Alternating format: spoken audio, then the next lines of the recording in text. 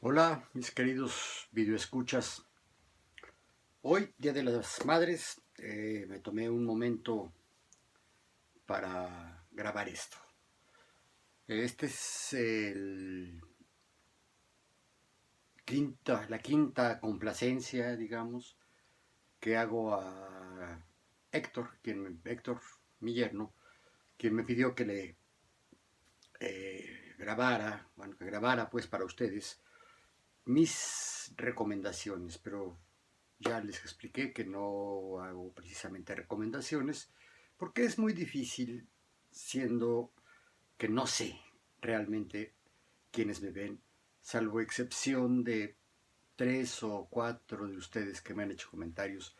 Y estos videos, sobre todo los que empecé a realizar sobre las películas que utilicé para impartir un seminario cigotario, le decía yo, le digo hasta la fecha, pues, el cigotario de historia de la relación entre la sociedad normal y la sociedad eh, no normal, los grupos no normales, ¿no? En particular los grupos con discapacidad, pero vale para minorías étnicas, para minorías raciales, si es que se puede hablar de razas en los seres humanos, eh, y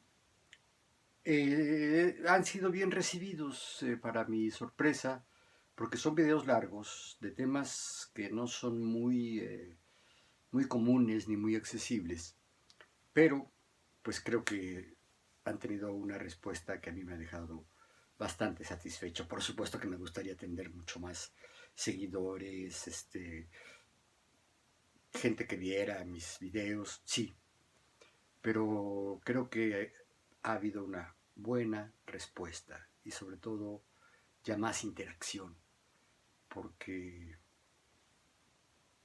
Norma, una amiga, bueno, no es mi amiga, sino una colega de aquí del Face, del YouTube, que me ha hecho comentarios muy positivos, hasta elogiosos, pudiera yo decir, y eso se lo agradezco mucho porque me estimula a seguir adelante.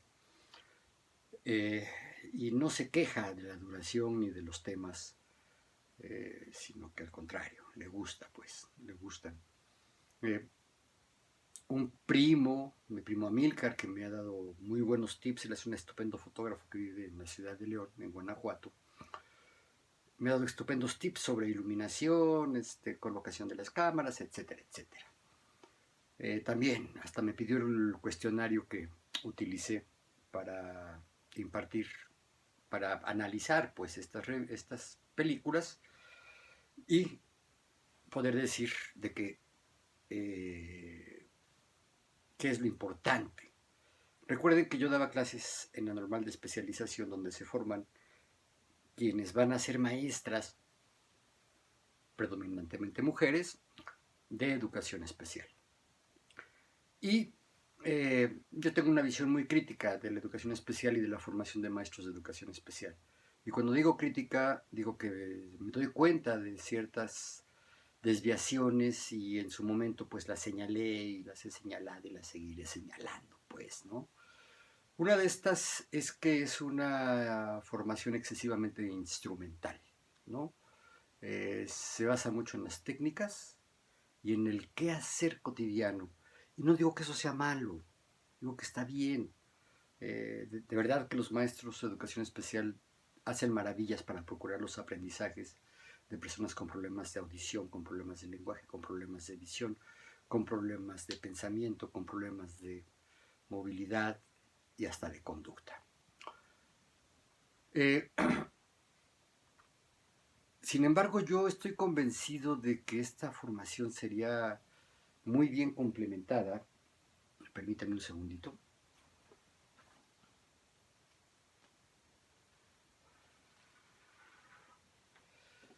Sería muy bien complementada si se les diera una visión histórica y sociocultural, no solo del proceso educativo, no solo de la escuela es un fenómeno muy reciente, sin embargo los aprendizajes, tanto en el caso de los individuos, a nivel individual, es muy anterior al proceso escolar. Y a nivel histórico no se diga, ¿no? Los sistemas escolares, tal como los conocemos ahora, se originaron en el finales del siglo XVII, principios del siglo XVIII, o XVIII-XIX, pero pongámosle que tienen 200 años. No importa el dato. Comparados con los, ahora se sabe, según el video anterior, según el documental del origen del hombre y su evolución, pues el ser humano tiene 200.000 años, 150.000 años sobre la Tierra. Hay un libro que salió recientemente y que ha tenido gran éxito, y que yo no he leído completamente, pero lo he ojeado, y que se llama, permítame tantito, De animales a dioses. Incluso algunos dicen que sí, que el Homo sapiens va a terminar siendo el Homo Deus.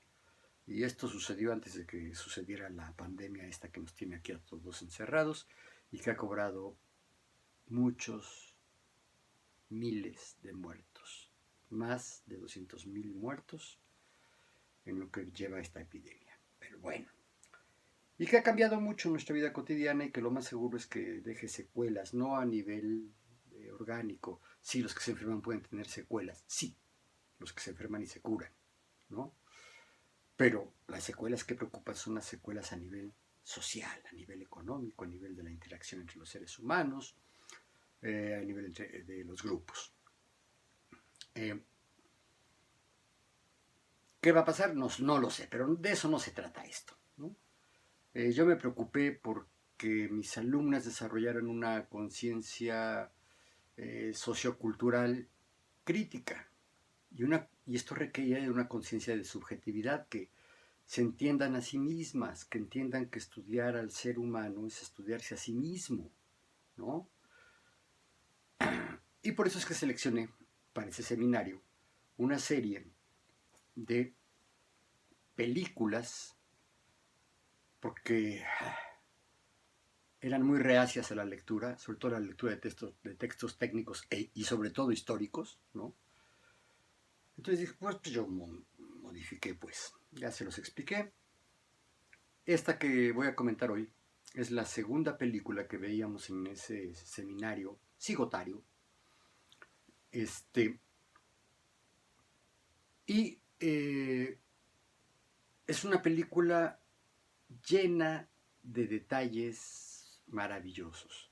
Pudiera decir yo que es una película de ciencia ficción, de paleontología ficción. Es decir, sí está basado en hechos científicos, sobre todo de los que se conocían muy bien a finales de los 80, que es cuando esta película se filma. Y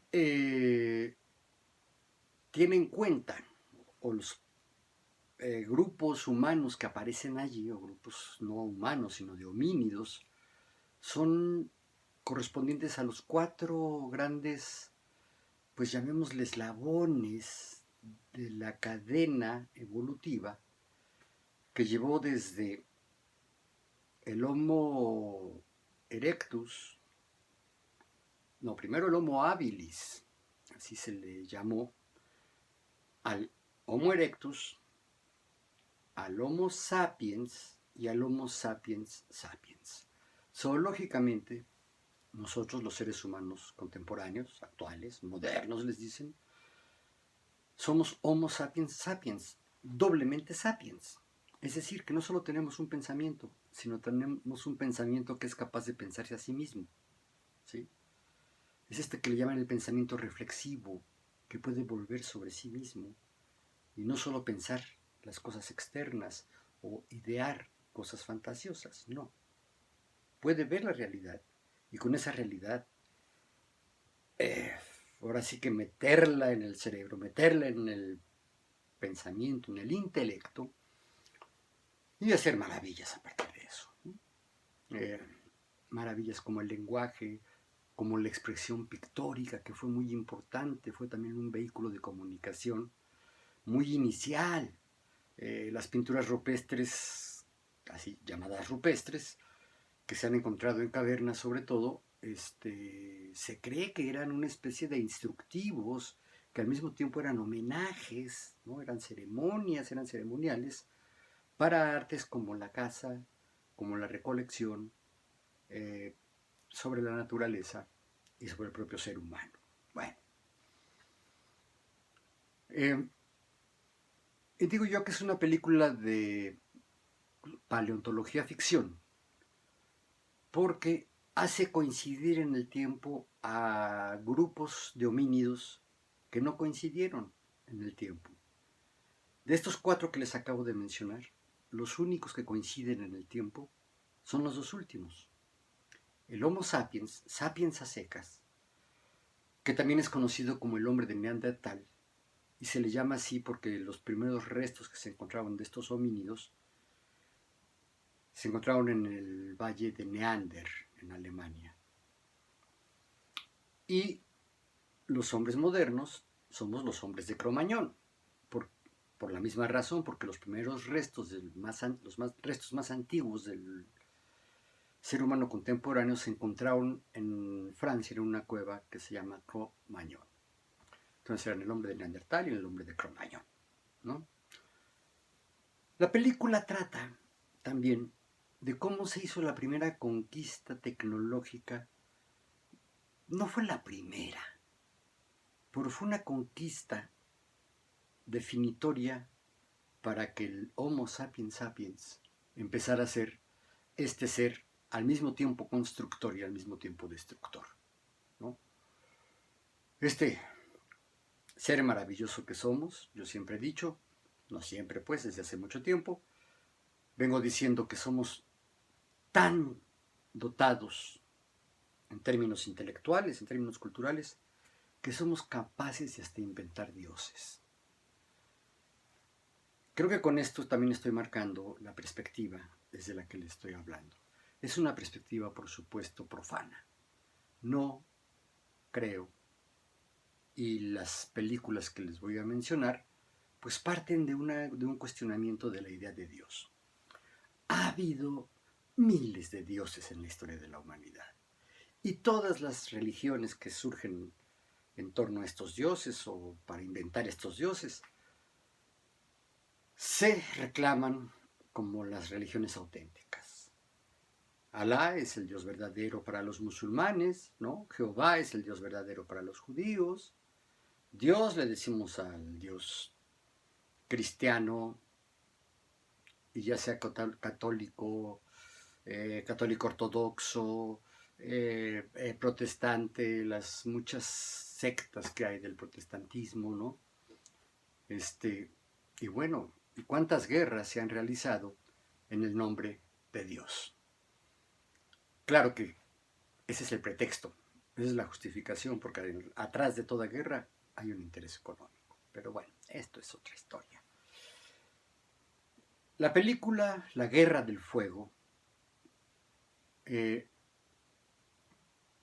también fue titulada, sobre todo en España, En Busca del Fuego, porque sí, casi toda la película es la odisea de un grupo de neandertales, una tribu, un clan al que se le llamaba los Ulams.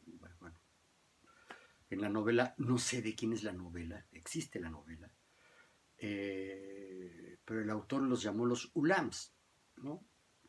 Esto, por supuesto que no fue cierto, porque este grupo de neandertales no había desarrollado un lenguaje articulado. Ya se comunicaban oralmente, pero su lenguaje era muy de gruñidos, muy de pujidos, ¿no? Un vocabulario muy cortito, ¿no? Pero se entendían entre ellos.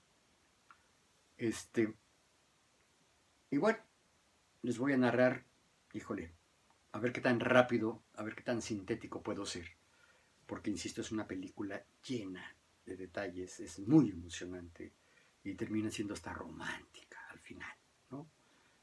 Tiene su final feliz.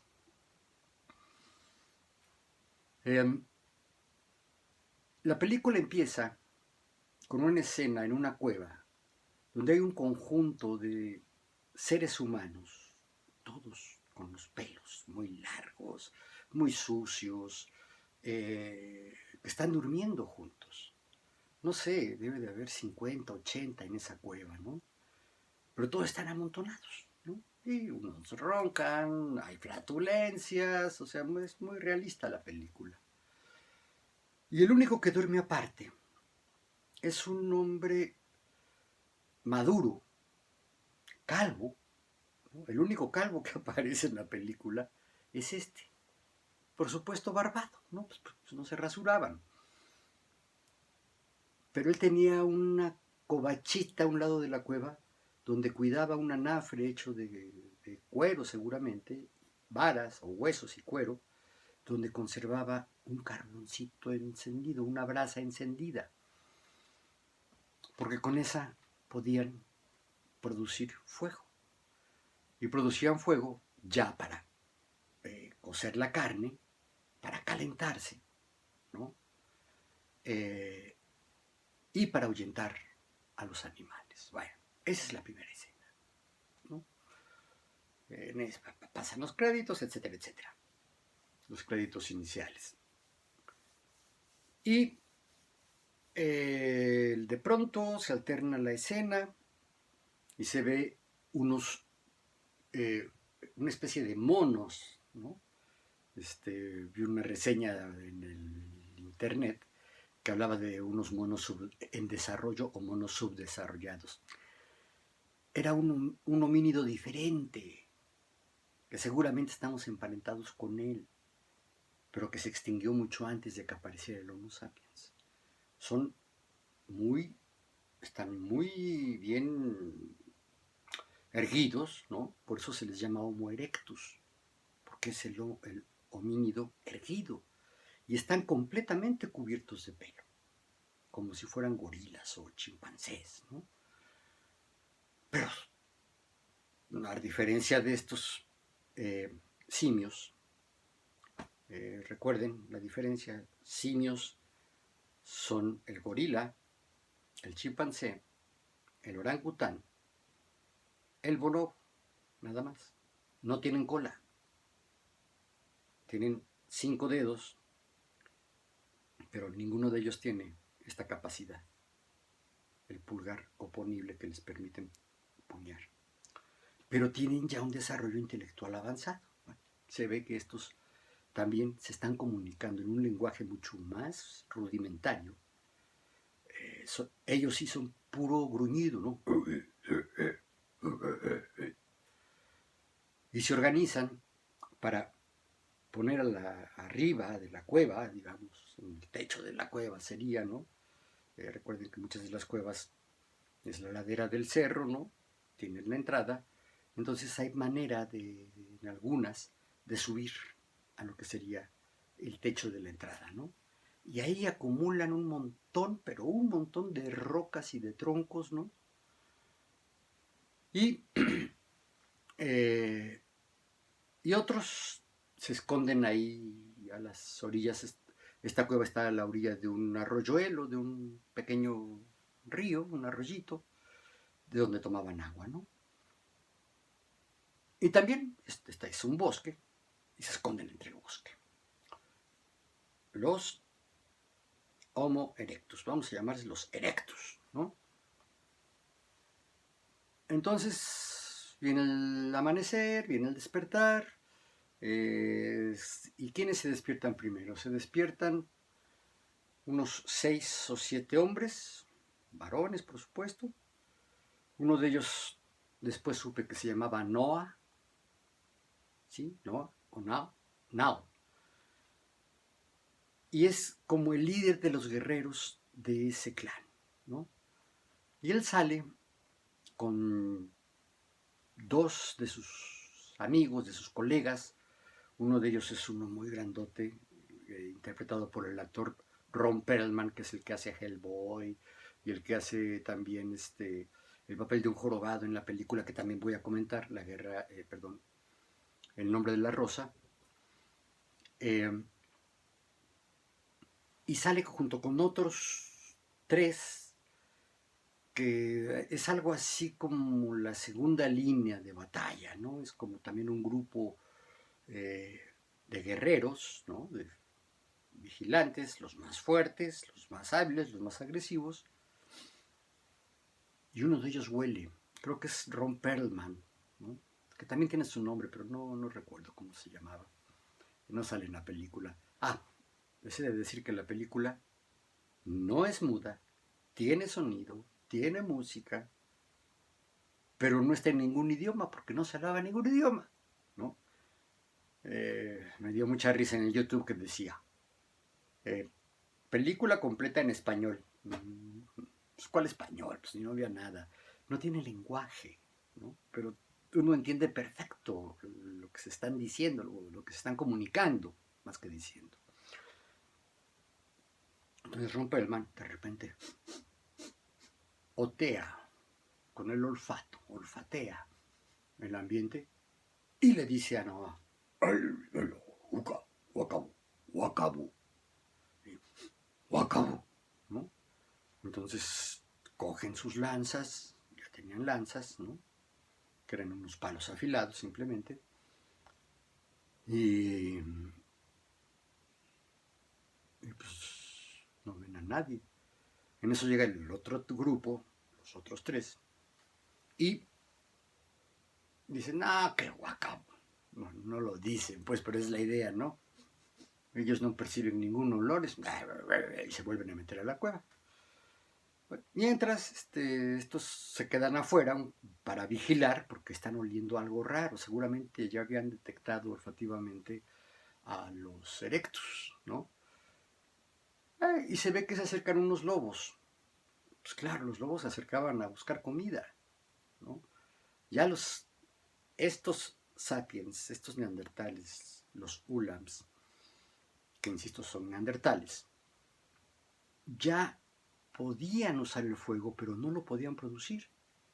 Evidentemente lo tomaban de incendios forestales o de un árbol, no tanto como un incendio, que había sido alcanzado por un rayo y que se había quemado y que, bueno, quedaban las brasas, ¿no? Y el único que tenía un puesto especial, un lugar donde dormir especial, era el encargado del fuego. Y era un tipo, yo les decía que era mi abuelito, ¿no? Porque era como yo, chaparrito, de hombros delgados, ¿no? Flaquito, pero se ve que era un tipo muy dedicado y pensante. Era el único, todos los demás andaban más o menos igual. El líder del clan era un viejo, canoso, ¿no? Greñudo, que tenía a su mujer, ¿no? Y seguramente era el único que tenía una relación así de pareja en ese clan. Porque se ve que, bueno, ahí el sexo era nomás porque al hombre se le antojaba a la mujer, ¿no? O la mujer se le trepaba al hombre, ¿no? Y no había parejas establecidas ni nada por el estilo. Bueno, el caso es que se acercan los lobos. Y como ellos tenían una gran fogata que había durado encendida toda la noche y le estaban alimentando, y cuando ven acercarse al lobo, pues el mismo Nao cuando ve al lobo, pues agarra una rama encendida y se la avienta, ¿no? Y se ve cómo le pega al lobo, y cómo el lobo de alguna manera agarra fuego y salen huyendo todos los lobos, ¿no? Entonces ahí te están mostrando para qué sirvió el fuego. Podían ver en la noche por el fuego, les servía como artículo para hacer más digeribles los alimentos y además como arma defensiva y ofensiva. Los erectus, que habían colocado un montón de piedras en el techo de la entrada de la cueva, pues evidentemente habían fraguado ya una estrategia para atacarlos, hacer que salieran a defender, sobre todo el fuego. O sea, el gran tesoro era ese anafre, ¿no? De cuero y hueso que estaba escondido hasta el fondo de la cueva, covachita. Covacha significa cueva chiquita. Entonces, pues ellos sabían, ¿no? Los Ulam sabían que los erectus iban tras el fuego, ¿no? No se sabe si eran caníbales o no, se cree que no, a diferencia de otros grupos que aparecerán más adelante.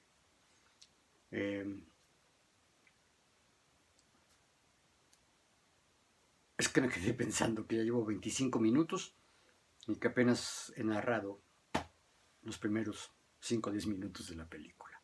El caso es que los erectus atacan, ¿no? Y atacan después de una escena, cuando uno de los vigías del grupo de los erectus ya salió a vigilar en los alrededores, y entonces ve a unas mujeres que están agachadas, por supuesto, nada más con las pieles que los cubrían del frío. Y pues al agacharse la mujer, pues enseña el trasero, ¿no? Y aquel la ve y dice, soy de aquí, ¿no? Va y por supuesto que pues hoy diríamos que la viola, ¿no? Yo no creo que en ese entonces haya habido esa noción de violación, yo creo que se entendía como una forma normal de tener sexo, de tener relaciones sexuales. Y pues está en lo suyo, ¿no? O sea, mujer muy resignada, ¿no? Ni se defiende, nada más de repente grita un poco de dolor, un poco de placer, ¿no? Y en eso atacan los erectus. Cuando atacan los erectus, echan el grito de alarma, ¿no? Estos tres, los Noah y sus dos amigos, gritan, ¡Wakabú! ¡Wakabú! ¡Wakabú! Seguramente Wakabú era el nombre que le daban a estos peludos, ¿no? A los erectus estos. Entonces, pues sí, empiezan a salir, y cuando empieza a salir en tropel el grupo, el clan, le empiezan a aventar desde arriba las enormes rocas. Matan a muchos, hieren a muchos otros. Y luego entran de los dos lados del río, ¿no? El arroyuelo, otros guerreros erectus y se empiezan a dar con todo, ¿no? Hay escenas muy sangrientas. Uno de los amigos de Noah era gemelo de otro, eran dos idénticos, ¿no? Y a uno de ellos prácticamente le amputan el brazo a la hora de azotarle una roca, ¿no? Contra otra roca, y pierde el antebrazo, digamos, ¿no? Entonces son derrotados los Ulams y se ven obligados a huir, van huyendo, ¿no? Y en la huida se ven, pues, prácticamente dos cosas significativas, ¿no? Una, que pues, solo tenían sus piernas para correr, ¿no? Y que cuando los ven en huida, los lobos atacan, los persiguen. Ustedes saben que los lobos no son como los felinos, ¿no? Que acechan, caen de sorpresa, no. Los lobos persiguen a su presa hasta que la alcanzan y pues lo matan y se lo mastican, ¿no? Entonces, el grandote que es Ron Perlman va cargando al herido, porque es uno de los guerreros, ¿no? Y van huyendo. Y otros van ayudando al jefe de la tribu y a su mujer, los van ayudando porque pues ya están muy viejos y caminan lentamente.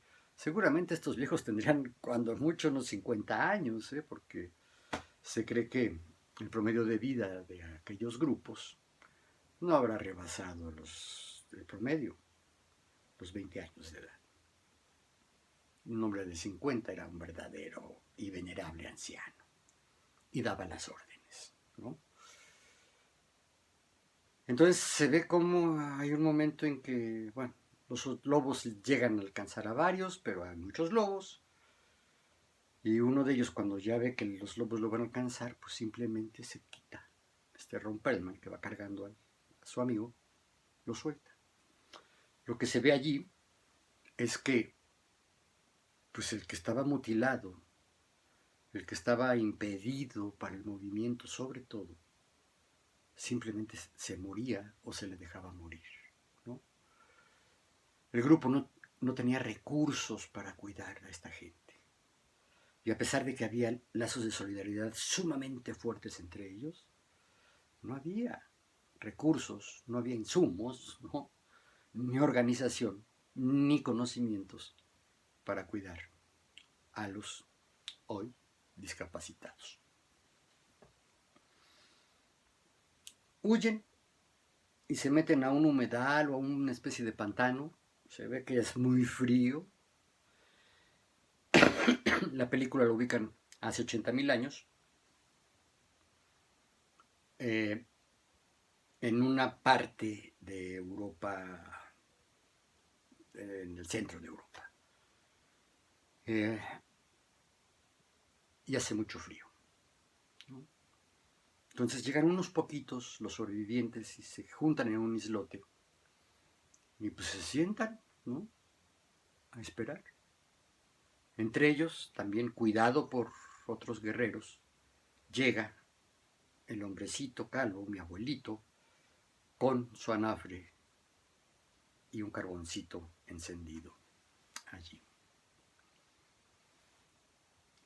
Esa escena es un poco larga, ¿no?, porque se ve cómo están temblando de frío, cómo tienen hambre, no saben qué comer, no tienen qué comer, no habían cultivado la pesca, no había ni acostumbraban comer hojas de árboles, por ejemplo, ¿no? Ni tampoco eran muy buenos trepando árboles. Mentira esa de que bajamos de los árboles hechos changos y luego nos convertimos en seres humanos. Eso es una mentira. Bueno, entonces se ve la escena de varias tomas y de repente, ¡tonk!, cae uno, ¿no? Se sobreentiende que cae muerto, de hambre o de frío o de susto, vayan ustedes a saber, o de una combinación de todo ello.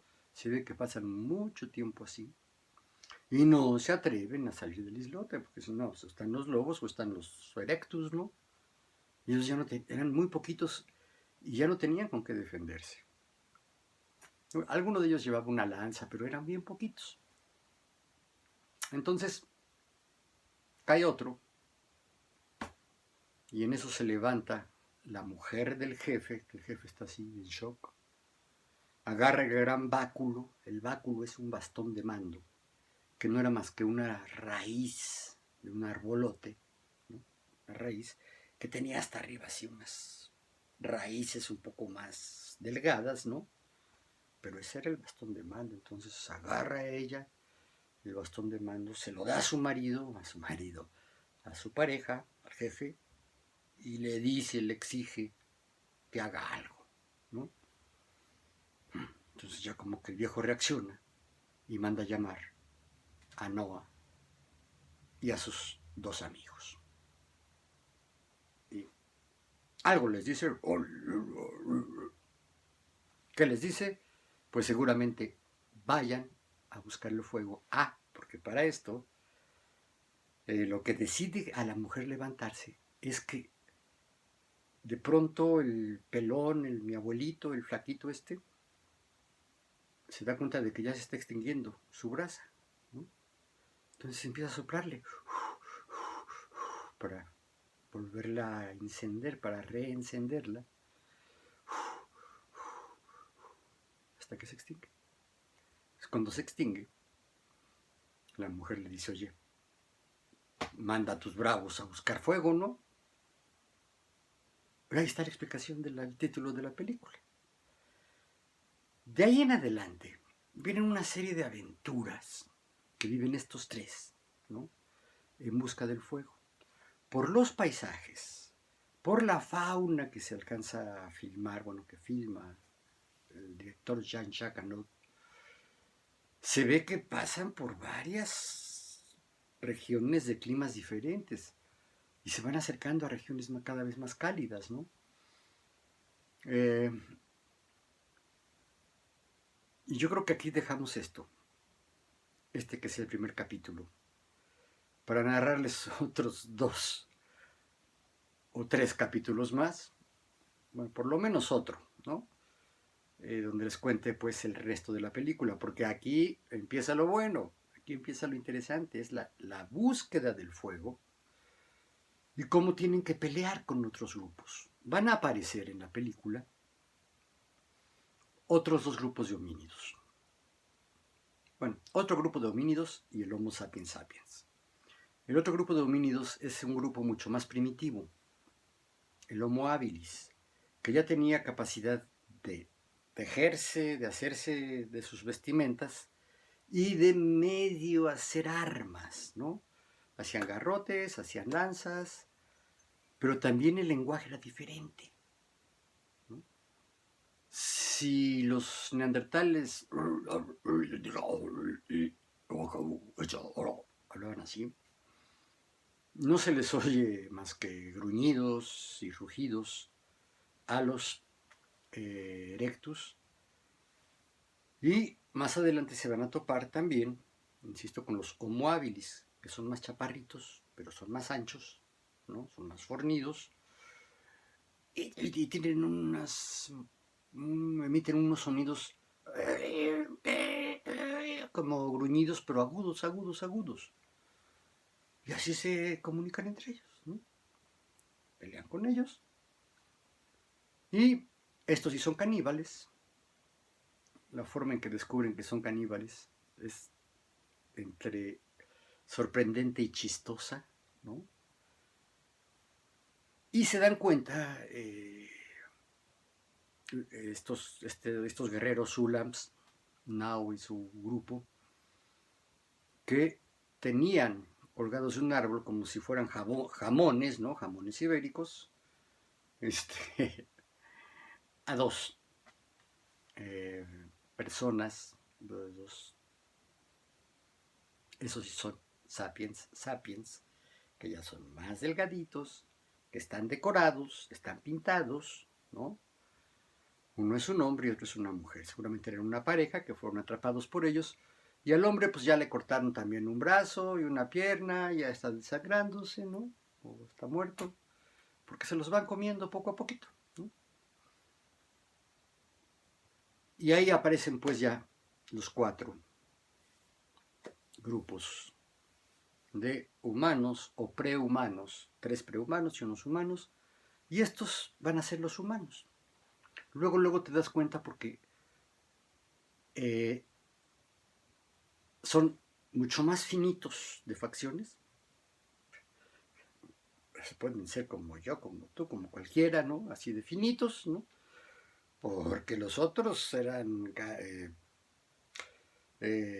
cráneos, rostros, facciones más cercanas a los changos que a los humanos, más cercanas a los simios, ¿no? Y además, pues simplemente se echaban encima pieles, ¿no? Y los otros no, los otros hasta se decoraban, ¿no? Pero esto se los contaré en otro video, en el siguiente video. No se pierdan el siguiente capítulo de esta emocionante historia que se llama La Guerra del Fuego. Tristemente yo ya la busqué tanto en Netflix como en YouTube y no está la película completa. Pero yo estoy seguro de que en algunas librerías, ahora que se vaya el COVID, tal vez se pueda encontrar. Porque fue una película bastante premiada. Obtuvo Oscar a Mejor Maquillaje, obtuvo un León de Oro a la Mejor Película, en fin. Entonces, bueno, es una película, repito, ficticia, porque solo el Homo sapiens y el Homo sapiens sapiens, estos dos grupos, coincidieron en el tiempo y pelearon. Pero también hay noticias actuales de que se cruzaron y procrearon. Y la película termina en una escena así, ¿no?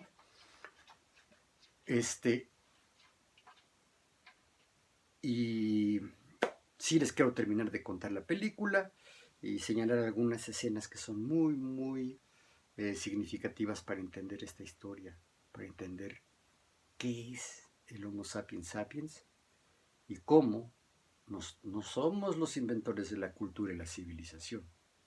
El hecho de ya convertir un animal enorme, un bisonte, no sé, convertirlo en comida y convertirlo luego en piel, ya habla de cultura. Es decir, de la modificación intencional de un elemento de la naturaleza para convertirlo en un bien que permita y facilite la vida del grupo. Esto desde el Homo erectus, el Homo habilis, ¿no? El Homo habilis es primero, después el Homo erectus, siempre los invierto, y luego el Homo sapiens.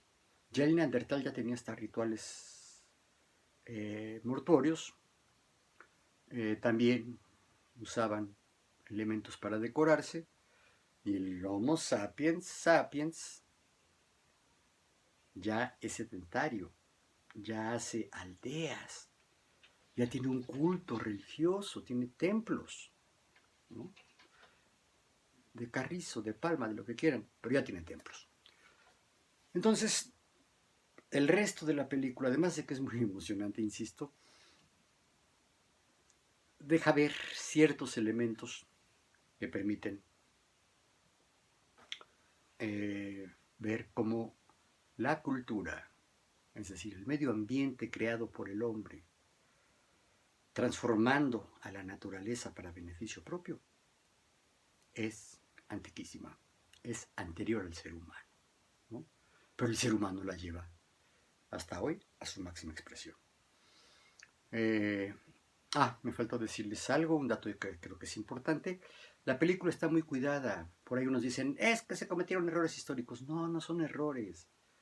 Es el juego ficticio que hace el cineasta, el guionista y el director para hacer una película emocionante que, sin embargo, a pesar de esta falacia fundamental que estos grupos no convivieron y por lo tanto no pelearon, más que los dos últimos, ¿no? Los neandertales contra los cromañones, y los neandertales se extinguieron, ¿no? Se extinguieron, se calcula que hace unos 20.000 años, no hace tanto, y se cree que se extinguieron porque el cromañón los eliminó. Aquí le paro, ya llevo 42 minutos, si llegaron hasta aquí, gracias. Ojalá y no se pierdan el siguiente capítulo, ¿no? El otro dato también importante que se los quiero dar de una vez en esta película. Hay un libro que se llama El mono desnudo, título erróneo también, pero es escrito por uno de los grandes zoólogos contemporáneos, Desmond Morris. Si pueden buscar este libro y leerlo, léanlo, es fascinante. Acaba con muchos mitos de lo que es el ser humano, entre ellos que somos un mono desnudo. O sea, sí somos un desnudo, pero no seríamos un mono, seríamos un simio, el simio desnudo, porque no tenemos pelo. Nuestra vellosidad es muy pequeña, ¿no? Comparada con la de aquellos. Y este señor Desmond Morris, junto con otros paleontólogos y lingüistas, supervisaron movimientos, gestos, sonidos y implementos que utilizaron cada uno de estos grupos. Entonces, en ese sentido, la película sí es fiel a lo que la ciencia paleontológica había venido descubriendo, insisto, hasta finales de los 80s, ¿no? El siguiente capítulo de esta emocionante película lo trataré de filmar el día de mañana. Si puedo al rato, pero más bien el día de mañana.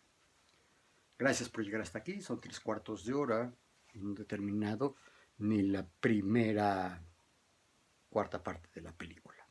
En fin, nos vemos luego. Gracias.